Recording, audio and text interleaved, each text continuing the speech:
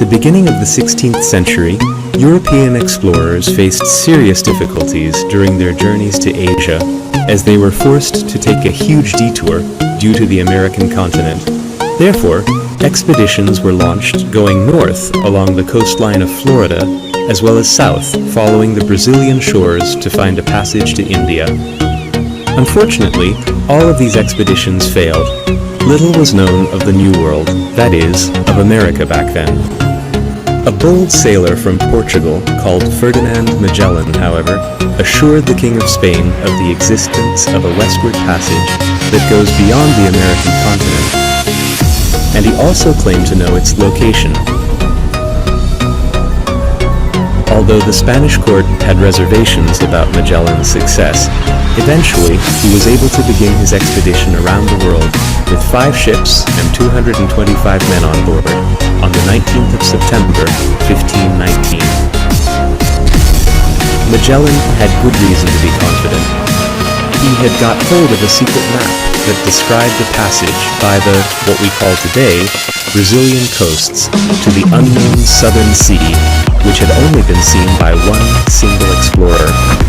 20 years before, a Spanish explorer called Vasco Núñez de Balboa had reached the land of today's Panama, where the isthmus connecting the Americas is the narrowest. During his expeditions on land, he discovered that a mere 80 kilometers away lay another ocean. His idea was to disassemble his ship on the Atlantic side of the isthmus and reassemble it on the Pacific side. So he became the first European ever to set eyes on the Pacific Ocean. Magellan, however, remained convinced of the existence of the desired passage.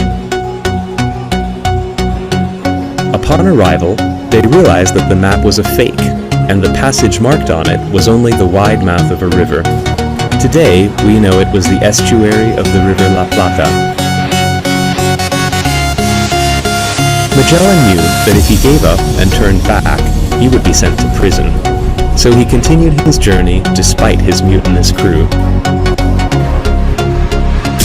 Then he discovered the passage between the South American mainland and the island of Tierra del Fuego. Today, this is called the Strait of Magellan.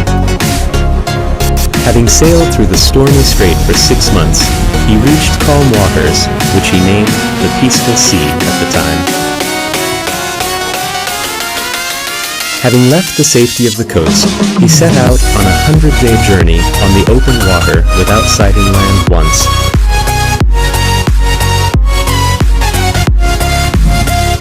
One-tenth of the crew died of scurvy. They ran out of food and drinking water too.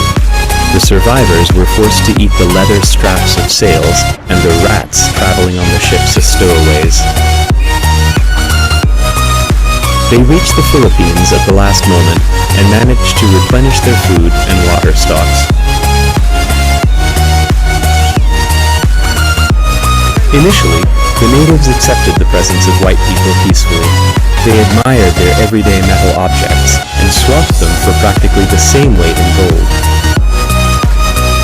Though Magellan did try hard to conduct diplomatic negotiations with the local tribes, he was finally killed in a confrontation.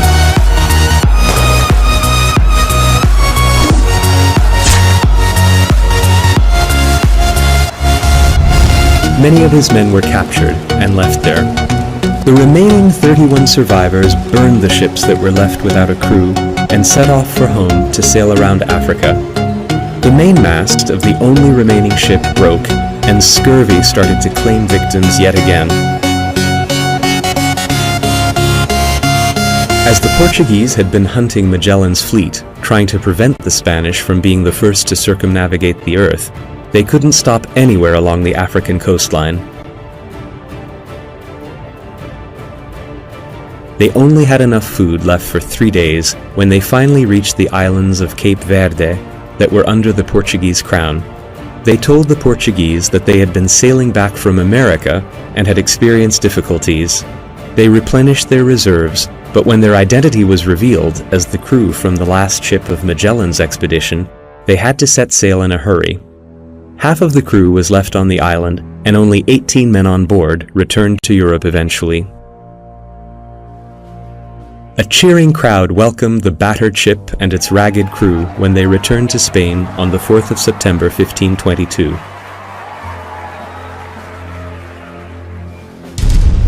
After the 3-year journey, they discovered that their diaries showed a day less, since they had gained 1 day by circumnavigating the globe. This expedition was the first to provide evidence of the fact that the Earth was indeed spherical. 400 years later, the Panama Canal was opened, significantly shortening the journeys around the Earth and thus de-emphasizing the use of the Strait of Magellan.